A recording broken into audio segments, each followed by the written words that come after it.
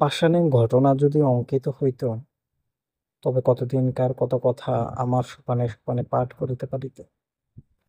পুরাতন কথা যদি শুনিতে চাও, তবে আমার এই ধাপে বইস।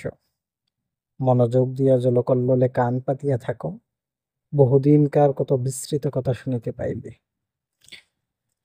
আমার আরেক দিনের কথা মনে পড়িতেছে, সেও ঠিক এরূপ দিন। আশ্বিন মাস পড়িতে আর ২-৪ দিন বাকি আছে। ভোরের বেলায় অতি ঈষৎ মধুর নবীন শীতের বাতাস নিদ্রুত্থিতের দেহে নতুন প্রাণ আনিয়া দিতেছে। তরুপল্লব অমনি একটু একটু শিহরিয়া উঠিতেছে। ভরা গঙ্গা আমার ৪টি মাত্র ধাপ জলের উপর জাগিয়া আছে। জলের সঙ্গে স্থলের সঙ্গে যেন গলাগলি। তীরে আম্রকাননের নিচে যেখানে কচুবন জন্মিয়াছে, সেখান পর্যন্ত গঙ্গার জল গিয়াছে। নদীর ওই বাঁকের কাছে ৩টি পুরাতন ইটের পাঁজা চারিদিকে জলের মধ্যে জাগিয়া রহিয়াছে। জেলেদের যে নৌকোগুলো ডাঙার বাবলা গাছের গুড়ির সঙ্গে বাঁধা ছিল, সেগুলো প্রভাতে জোয়ারের জলে ভাসিয়া উঠিয়া টলমল করিতেছে। দুরন্ত যৌবন জোয়ারের জল রঙ্গ করিয়া তাহাদের দুই পাশে ছল ছল আঘাত করিতেছে। তাহাদের কর্ণ ধরিয়া মধুর পরিহাসে নাড়া দিয়া যাইতেছে। ভরা গঙ্গার উপরে শরৎ প্রভাতের যে রৌদ্র পড়িয়াছে, তাহা কাঁচা সোনার মতো রং, চাপা ফুলের মতো রং। রৌদ্রের এমন রং আর কোনো সময়ে দেখা যায় না। চড়ার উপরে কাশবনের উপরে রৌদ্র পড়িয়াছে। এখনো কাশফুল সব ফুটে নাই, ফুটিতে আরম্ভ করিয়াছে মাত্র। রাম রাম বলিয়া মাঝিরা নৌকা খুলিয়া দিল। পাখিরা যেমন আলোতে পাখা মেলিয়া আনন্দে নীল আকাশে উড়িয়াছে, ছোট ছোট নৌকাগুলি তেমনি ছোট ছোট পাল ফুলাইয়া সূর্য কিরণে বাহির হইয়াছে। তাহাদের পাখি বলিয়া মনে হয়, তাহাদের রাজহাঁসের মতো জলে ভাসিতেছে। কিন্তু আনন্দে পাখা দুটি আকাশে ছড়াইয়া দিয়াছে। ভট্টাচার্য মহাশয় ঠিক নিয়মিত সময়ে কোষাকুষি লইয়া স্নান করিতে আসিয়াছেন। মেয়েরা ২-১ জন করিয়া জল লইতে আসিয়াছেন। সে বড় বেশি দিনের কথা নহে। তোমাদের অনেক দিন বলিয়া মনে হইতে পারে, কিন্তু আমার মনে হইতেছে এই সেই দিনের কথা।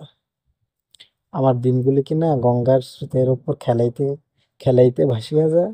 বহুকাল ধরিয়া স্থিরভাবে তাহাই দেখিতেছি।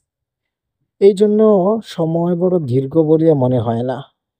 আমার দিনের আলো রাত্রের ছায়া প্রতিদিন গঙ্গার উপরে পড়ে, আবার প্রতিদিন গঙ্গার উপর হইতে মুছিয়া যায়। কোথাও তাহাদের ছবি রাখিয়া যায় না।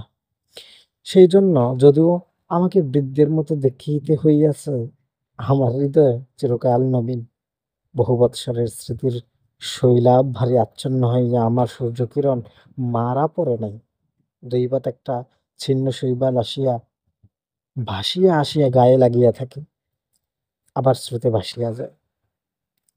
তাই বলিয়া যে কিছু নাই এমন বলিতে পারি না।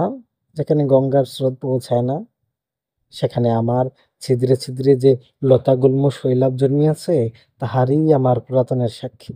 তাহারই পুরাতন কালকে স্নেহ পাশে বাঁধিয়া চিরদিন শ্যামল মধুর চিরদিন নূতন করিয়া রাখিয়াছে। গঙ্গা প্রতিদিন আমার কাছ হইতে এক এক ধাপ করিয়া সরিয়া যাইতেছেন। আমিও এক এক ধাপ করিয়া পুরাতন হইতেছি। চক্রবর্তীদের বাড়ির ওই যে বৃদ্ধা স্নান করিয়া নামাবলী গায়ে কাঁপিতে কাঁপিতে মালা জপিতে জপিতে বাড়ি ফিরিয়া যাইতেছেন, উহার মাতামহী তখন এতটুকু ছিল। আমার মনে আছে, তাহার এক খেলা ছিল। সে প্রত্যহ একটা ঘৃতকুমারীর পাতা গঙ্গার জলে ভাসাইয়া দিত। আমার দক্ষিণ বাহুর কাছে একটা পাকের মতো ছিল, সেইখানে পাতাটা ক্রমাগত ঘুরিয়া ঘুরিয়া বেড়াইত। সে কলসি রাখিয়া দাঁড়াইয়া তাহাই দেখিত।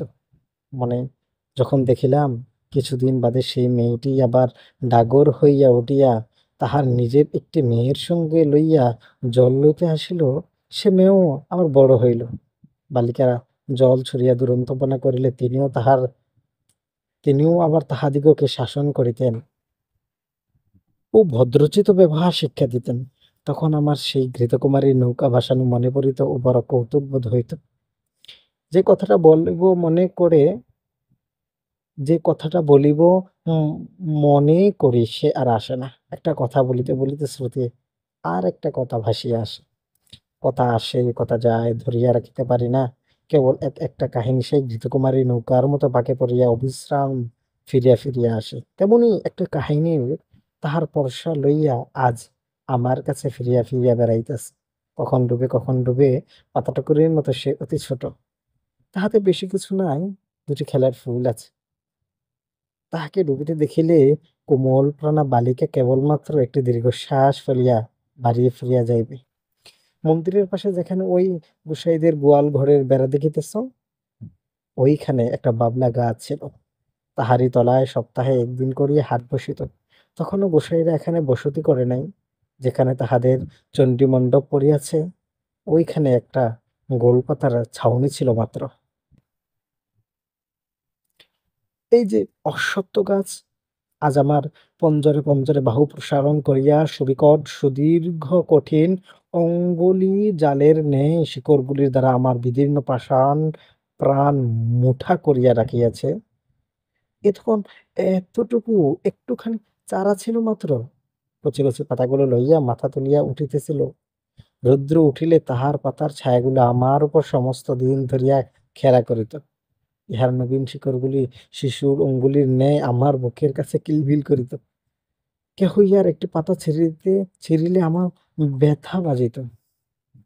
যদিও বয়স অনেক হইয়াছিল, তবুও তখন আমি সিধা ছিলাম।